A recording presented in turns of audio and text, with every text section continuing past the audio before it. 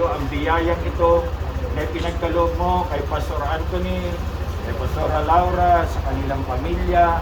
At Lord, magamit, Panginoon, ang biyaya at ang motor na ito, Lord God, for their mobility, saan man sila pupunta, saan man sila paroroon, Panginoon. Lord, magamit ito para sa iyong kaluwalhatian.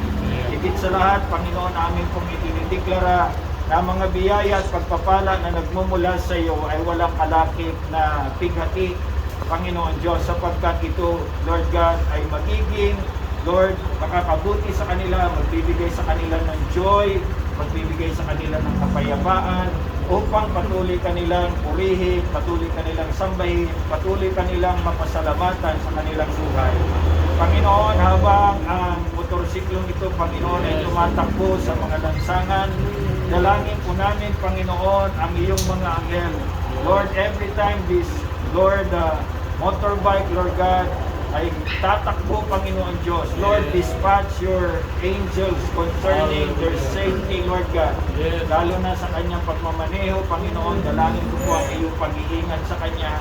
Panginoon Diyos, Lord, salamat ngayong sandali na ang buhay, Panginoon, ni Pastor Anthony is very precious to you.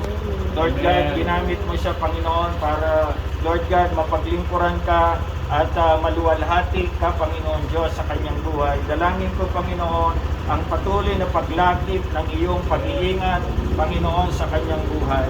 Higit sa lahat, Panginoon, amin pong pinapasalamatan ang motorsiklong ito, Panginoon Diyos, na Lord, aming idinideklara ng motor na ito, Panginoon Diyos, ay magiging pakinabang para sa kanya. Lord God, convenience, sa mobility, sa kanyang pagpasok sa trabaho, Panginoon Diyos, Lord, ang pag-iingat mo mamamalagi sa kanya.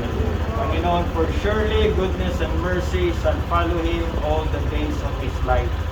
Lord God, peace, Lord God, protection, Lord God, divine health, divine protection, Panginoon Diyos, at higit sa lahat, Panginoon, ang sharpness of mind that every time, Panginoon, gagamitin niya, Panginoon, ang Lord sa sakyang ito, Panginoon, kasama ka, Panginoon, sa kanyang buhay.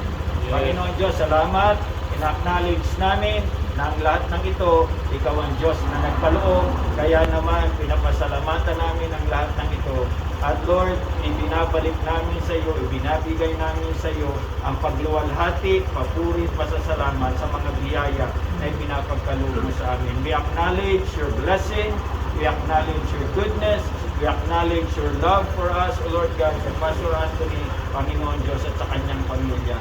Salamat, Panginoon, sa blessing mo, Panginoon, sa kanila. Lord, pinagpapala namin ang sasakyang ito upang ito'y maging pagpapala sa kanilang pamilya.